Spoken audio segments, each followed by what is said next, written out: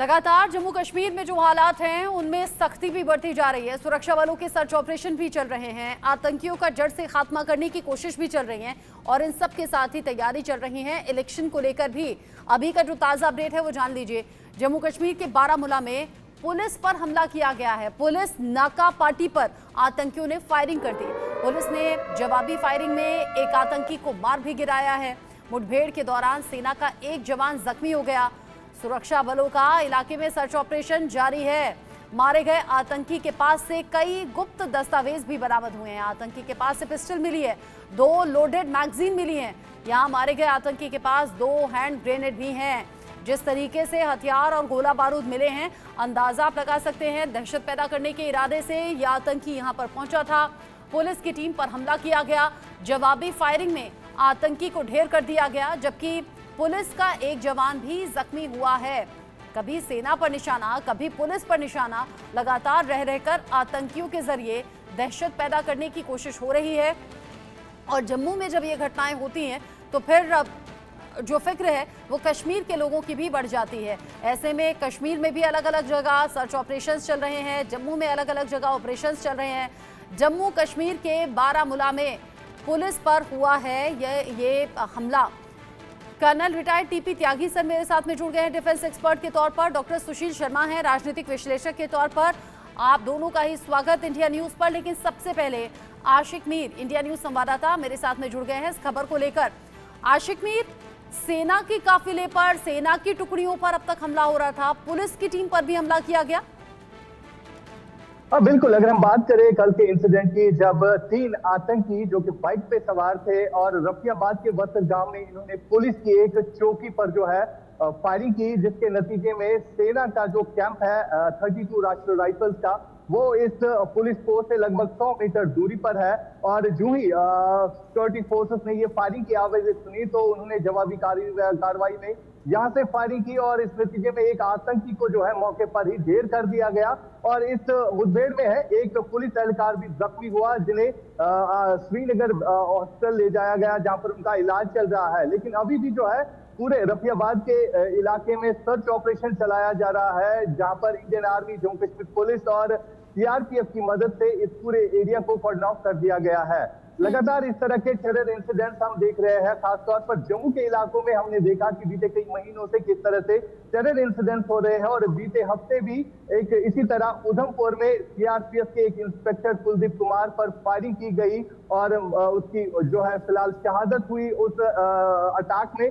और इस तरह के हमले तब हो रहे हैं जब जम्मू कश्मीर में 18 सितंबर से विधानसभा के चुनाव होने जा रहे हैं, जिसको लेकर अब सिक्योरिटी को जो है हाई अलर्ट पर रखा गया है। फिलहाल सिक्योरिटी एजेंसीज के लिए एक बड़ा चैलेंज है, क्योंकि इस तरह की आतंकी घटनाएं जो है काफी ज्यादा बढ़ गई मुझे हैं। बताइए, ये घटनाएं बढ़ गई हैं, हथियार इन आतंकियों के पास से मिले हैं। एक आतंकी जो ढेर हुआ, लोडेड मैगजीन का होना, हैंड ग्रेनेड का होना, बंदूक का होना, इसका मतलब सीधे सीधे से ये है कि दहशत पैदा करने के इरादे से आतंकी यहाँ दाखिल हुए, पुलिस की टीम पर हमला किया। वो तो गनीमत है कि एक जवान जख्मी हुआ है, बस कोई बड़ा नुकसान ऐसा सच नहीं हुआ, बल्कि उधर एक आतंकी ढेर हो गया। कितने की संख्या में ये आतंकी थे? एक मारा गया, अभी कितने बाकी हैं और कहाँ ये सर्च ऑपरेशन चल रहा है? बिल्कुल, ये रफियाबाद जो कि नॉर्थ कश्मीर के बारामूला डिस्ट्रिक्ट में पड़ता है, जहां पर ये एनकाउंटर जो हम कहेंगे कि कल हुआ। जिस तरह से ये आतंकियों की संख्या जो है 3 बताई जा रही है, जो एक बाइक पर सवार थे और एक ने जो है बाइक रोक कर जो है वो खुद उतरा और उन्होंने पुलिस पोस्ट पर फायरिंग की। और जवाबी कार्रवाई में जब सिक्योरिटी फोर्सेस ने आवाजें सुनी, उन्होंने फायरिंग की यहाँ से और वहीं पर मौके पर ही एक आतंकी को ढेर कर दिया। फिलहाल 2 आतंकियों की तलाश जो है पूरे इलाके में चल रही है। और फिलहाल आपको बता दें कि इंटेलिजेंस एजेंसीज को इनपुट भी मिला था कि कुछ आतंकी जो है इस इलाके में काफी टाइम से घूम रहे हैं, जिसको लेकर चौकसी बढ़ती गई थी। आपको बताना ये भी चाहूंगा कि इलेक्शंस के लिए सीआरपीएफ की डिप्लॉयमेंट जो है बिल्कुल इसी हाईवे से होनी थी और उस डिप्लॉयमेंट को 500 मीटर दूरी पर ही रोका गया था, क्योंकि ये आतंकी जो है इसी फिराक में थे कि सीआरपीएफ की कॉन्वॉय पर वो हमला करे, क्योंकि इलेक्शन के लिए सीआरपीएफ जो बॉर्डर डिस्ट्रिक्ट कुपवारा की तरफ जा रही थी। ये हाईवे जो है कुपवारा, जो कि बॉर्डर डिस्ट्रिक्ट को कनेक्ट करता है। और बिल्कुल 500 मीटर दूरी पर इस कॉन्वॉय को जो है रोका गया था, क्योंकि आतंकियों के साथ मुठभेड़ जो है 1-2 घंटे तक चलती रही, जिसमें फिलहाल एक आतंकी को ढेर कर दिया गया है और 2 आतंकियों की तलाश जो है इस इलाके में चल रही है। 2 आतंकियों को ढूंढा जा रहा है, एक आतंकी ढेर हो गया है, हथियार गोला बारूद उसके पास से मिला है। आशिक, आप रहिएगा मेरे साथ में। मैं कर्नल त्यागी का रुख कर लेती हूँ। कर्नल त्यागी, जम्मू कश्मीर के अलग अलग हिस्सों में घटनाएं बढ़ रही हैं, कभी सेना को निशाना बनाना, सेना के काफिले पर हमला कर देना, गाड़ी पर हमला कर देना, या फिर पुलिस पेट्रोलिंग टीम पर हमला कर देना। आतंकी सीधे तौर पर दहशत पैदा करना चाहते हैं और इसीलिए घटनाएं तेज हो गई हैं, क्योंकि 18 सितंबर जैसे अभी आशिक मीर ने भी कहा, इलेक्शन शुरू हो जाएंगे। अच्छा, एक बात बताइए, अगर हम पाकिस्तान की जगह होते तो क्या हम ऐसा ना करते?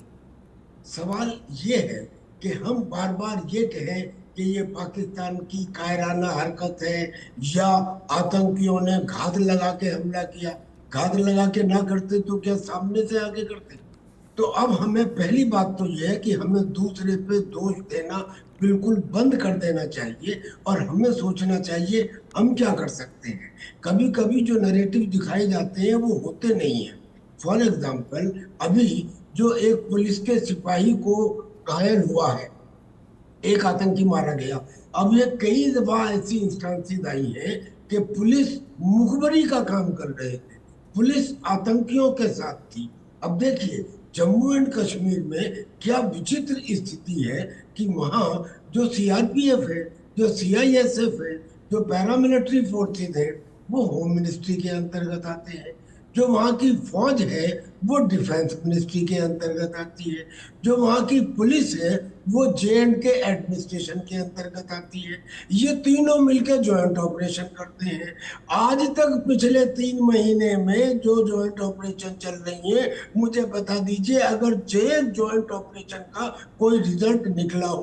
5-5, 10-10 दिन हमारे आदमी 24 घंटे लगे रहते हैं, रिजल्ट सिंपल रहता है। कारण के बड़ा सिंपल है, जटिल समस्याओं के सरल समाधान होते हैं और सरल समाधान ये है कि कमांडर एक होना चाहिए। हाँ। यानी के बजाय जॉइंट ऑपरेशन के it should be A unified single. यानी आप कह रहे हैं कि यूनिटी होनी चाहिए और कई बार जो है मुखबिरी वो अपनी साइड से की जाती है, ऐसे भी लोगों को ढूंढना और पहचानना चाहिए।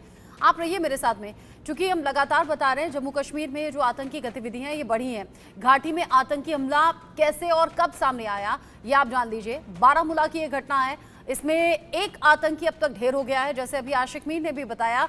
उसके पास से मिला है एक गुप्त दस्तावेज, बम इसके पास से मिला है, पिस्टल है, 2 लोडेड मैगजीन इसके पास से मिली है और 2 हैंड ग्रेनेड भी इस आतंकी के पास से मिला है। एक आतंकी के पास इतना सामान, तो आप समझिए कि बाकियों के पास क्या होगा। और जैसा अभी आशिक मीर ने कहा, एक आतंकी ढेर हो गया है, 2 ऐसे आतंकी हैं जिन्हें जगह जगह तलाशा जा रहा है, ढूंढा जा रहा है। अभी सर्च ऑपरेशन चल रहा है और ये सर्च ऑपरेशन चल रहा है उस आतंकी के साथियों तक पहुंचने के लिए, जो 2 और साथी जो आतंकी हैं वो छिपे हुए हैं। अब कितना बदला है कश्मीर, ये भी हमें जानना और समझना जरूरी है और इससे भी खार खा रहा है पाकिस्तान। 28 नर्सिंग कॉलेजेस यहाँ पर, 50 जो डिग्री कॉलेज हैं वो यहाँ पर है, 19 पैरामेडिकल कॉलेज है। 5 साल में 31,000 से ज्यादा लोगों को नौकरी मिली है। 2019 के बाद अलगाववादी नेताओं की बैठक नहीं हुई है। 2022 में पत्थरबाजी की सिर्फ और सिर्फ 5 घटनाएं सामने आई, जो इससे पहले बेतहाशा होती थी। तो ये जो बदलाव अभी जम्मू कश्मीर में आया है, ये बदलाव रास नहीं आ रहा पाकिस्तान को और इसीलिए रह रहकर ये साजिश हो रही है। पाकिस्तान के हाइब्रिड आतंकी जो कि जम्मू कश्मीर पर निगाह बनाए हुए हैं और लगातार साजिशें कर रहे हैं। हाइब्रिड OGW का मतलब है ओवरग्राउंड वर्कर्स, जो कि लगातार गतिविधियों को अंजाम देते हैं, आतंकियों को मदद पहुंचाते हैं। ये ओवरग्राउंड वर्कर्स आतंकियों के रहने का, खाने का इंतजाम होता है। इन्हें हम लोकल सपोर्ट के तौर पर भी जानते हैं। OGW का पुलिस के पास कोई रिकॉर्ड नहीं होता, आम लोगों में रहकर ये आतंकियों की मदद करते हैं और इसलिए भी चैलेंजिंग रहता है। जैसा अभी कर्नल त्यागी सर ने बताया कि ये जो लोग हैं, लोगों के बीच में रहकर मुखबिरी कर देंगे या सादी वर्दी में रहेंगे, आतंकियों से कनेक्शन है या नहीं ये पता लगाना बड़ा मुश्किल हो जाता है और इसीलिए वक्त वक्त पर मात खा जाते हैं हम और रह रहकर ये हमले हो रहे हैं। तो बजाय कि इस पर बात करने के पाकिस्तान साजिश रच रहा है, हमें क्या करना चाहिए उस पर बात होनी चाहिए।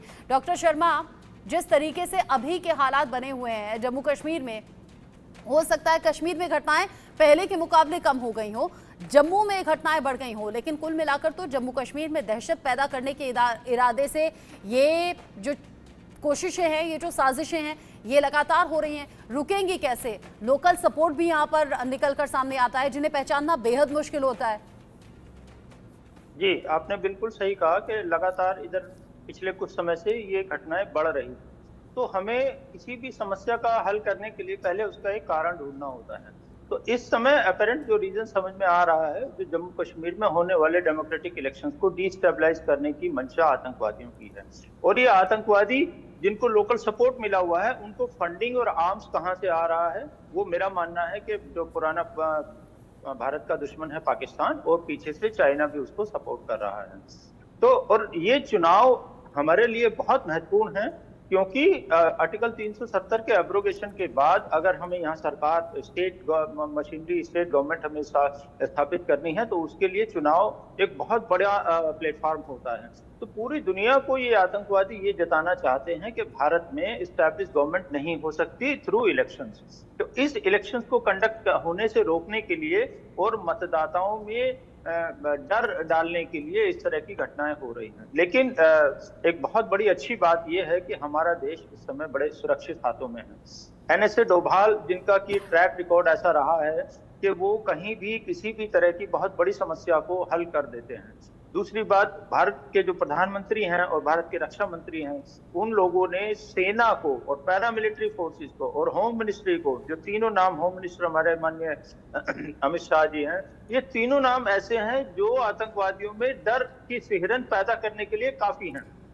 लेकिन फिर भी अब ये घटनाएं क्यों बढ़ रही हैं? वो सिर्फ इसलिए बढ़ रही हैं कि एक तो जम्मू कश्मीर में विपक्ष नहीं चाहता कि चुनाव हो, क्योंकि परिसीमन दोबारा से हुआ है, और परिसीमन होने के बाद ज्यादा संभावनाएं इस बात की हैं कि वहां का मतदाता खुलकर निकलकर सामने आएगा और वो अपनी मर्जी से उस सरकार को चुनेगा जो घाटी में दहशतगर्दों को मार भगाकर घाटी का विकास करना चाहते हैं। क्योंकि आप देखिए, पिछले 70 सालों में घाटी को हर साल तकरीबन 1 लाख करोड़ का विशेष पैकेज तो दिया गया, लेकिन विकास के नाम पर कुछ नहीं दिखा। और सिर्फ दिखा तो क्या कि वहां के नेताओं के बच्चे विदेशों में पढ़ रहे हैं, नेताओं के प्रॉपर्टी विदेशों में बढ़ गई है, आम जनमानस को कुछ नहीं मिला। तो उसी तरह का जो आतंक का साम्राज्य लोग कायम रखना चाहते हैं। तो मेरा मानना है कि अब जो घटनाएं हो रही है, छिटपुट घटनाएं तो हैं, और हमारे जवानों की इसमें जो शहादत है, ये बड़े दर्द का विषय है क्या। लेकिन एक आतंकवाद, एक हमारे जवान की शहादत के पीछे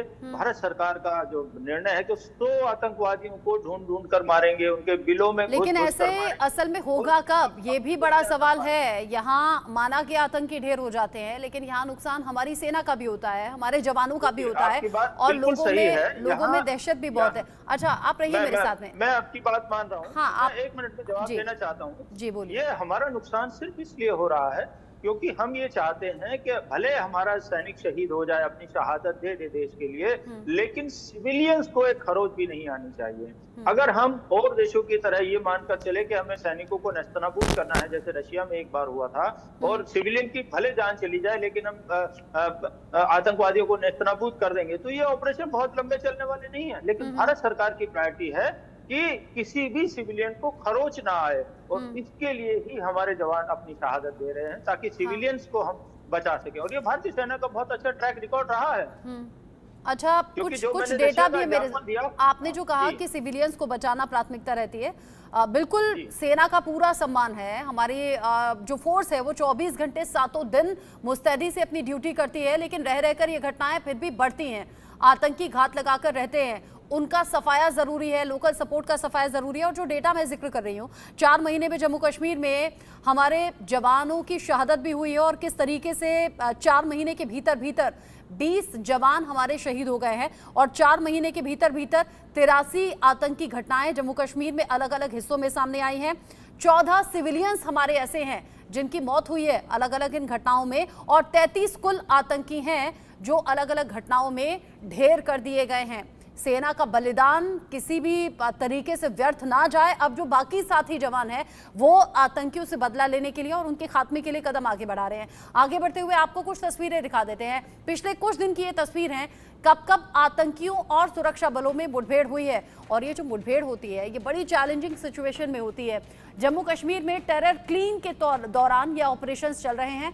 24 अगस्त यानी कि कल का दिन आप देखिए, जहां पर मुठभेड़ सामने आई सोपोर में, और यहां अनंतनाग जम्मू कश्मीर जहां पर ऑपरेशन चला 10 अगस्त को। फिर ये 14 अगस्त की तस्वीरें नीचे की तरफ आप देख रहे हैं, यहां भी सेना ने मोर्चा संभाला पटनी टॉप में, जम्मू कश्मीर के पटनी टॉप में, जहां पर आतंकियों ने कोशिश की लेकिन सुरक्षा बलों ने फिर से उन्हें खदेड़ने की और मारने की के लिए कदम आगे बढ़ाए। उधमपुर आप देख लीजिए, जम्मू कश्मीर के उधमपुर, और उधमपुर तो ऐसी जगह है जहां पर रह रहकर ये घटनाएं पिछले कुछ दिन में बढ़ी हैं, लेकिन यहां भी 12 अगस्त को ये बड़ा ऑपरेशन चला। और कल भी इनफैक्ट उधमपुर से खबर सामने आई थी। रह रहकर इन कोशिशों का बढ़ना किस तरफ इशारा है और कैसे इनका खात्मा हो सकता है। मेरे सीनियर कुलीग अजय जांडियाल भी मेरे साथ में जुड़ गए हैं। अजय, एक तरफ इलेक्शंस को लेकर तैयारियां हो रही हैं, आम लोग उत्साहित हो रहे हैं, वो इंतजार कर रहे हैं इलेक्शन के टाइम का कि कब वो अपने मनपसंद नेता के नाम पर वोट दें और उनकी सहूलियत के हिसाब से सरकार बने, जिसे वो चाहते हैं उसे वो सत्ता में लाएं। लेकिन दूसरी तरफ आतंकी कोई मौका नहीं छोड़ रहे हैं, दहशत पैदा करने के इरादे से अलग अलग घटनाएं भी बढ़ी हैं। देखिए, बिल्कुल आप सही कह रही हैं। जिस तरीके से लगातार जम्मू कश्मीर में पार्लियामेंट चुनावों में नतीजे आए हैं, वो वजह है पाकिस्तान के पास कि पाकिस्तान जम्मू कश्मीर के हालात खराब करने की हर मुमकिन कोशिश करे। आप देखिए कि वो इलाके जहां पर कभी वोटिंग नहीं हुई, वहां 55% वोटिंग हो जाती है। वो लोग जिन्होंने पिछले 60 सालों से, कई सालों से वोटिंग ही नहीं की, जिन्होंने आज तक कभी कोई भी पोलिंग सेंटर का दरवाजा नहीं देखा था, वो लोग वोट डालने के लिए गए। तो वो वजह है कि पाकिस्तान अब बौखला गया है। और इसी वजह से आप देखें तो लगातार प्रयास पाकिस्तान की तरफ से ये कि कहीं विधानसभा में भी इस तरह से वोटिंग हो गई तो पाकिस्तान का जो लगातार एक एजेंडा रहता था, पाकिस्तान की कोशिश रहती थी भारत को बदनाम करने की, जम्मू कश्मीर के बारे में बुरा भला कहने की, वो सब खत्म हो जाएगा। और इसी चीज को लेकर पाकिस्तान की तरफ से खासतौर पे आतंकियों को यहाँ पर भेजा गया है। तो सूत्र बताते हैं कि पाकिस्तान में अभी भी 150 के करीब आतंकी सरहद पर बैठे हुए हैं, लाइन ऑफ कंट्रोल पर बैठे हुए हैं, जिनको घुसपैठ करा के जम्मू कश्मीर में दाखिल करना है। मगर जब तक सुरक्षा बल यहाँ पर हैं, जब तक भारत सेना यहाँ पर है, भारतीय सेना, तब तक किसी भी तरीके से पाकिस्तान के नापाक इरादे नाकाम नहीं हो पाएंगे। और जैसे कश्मीर में लगातार आतंकियों का सफाया हुआ, वैसे ही यहाँ पर भी होगा। और चुनावों के लिए खासतौर पे इलेक्शन कमिश्नर ने खुद बोला है, मुख्य जो चुनाव आयुक्त हैं उन्होंने, कि दुश्मन की नजर जो है वो खराब है, नीयत खराब है, और दुश्मन कोशिश कर सकता है कि चुनावों में खलल डाला जाए, मगर जम्मू कश्मीर के लोग वोट के जरिए चोट करेंगे दुश्मन पर, और उसे समझ आएगा कि कैसे जम्मू कश्मीर के लोग शांति चाहते हैं। और इस शांति को बरकरार रखने के लिए सुरक्षा बलों के पुख्ता बंदोबस्त यहाँ पे किए गए हैं। अर्धसैनिक बलों के एडिशनल ट्रुप्स जो हैं, जो टुकड़ियां हैं, वो यहाँ पे भेजी गई हैं। जम्मू कश्मीर पुलिस के एंटी टेरर यूनिट का गठन किया गया है।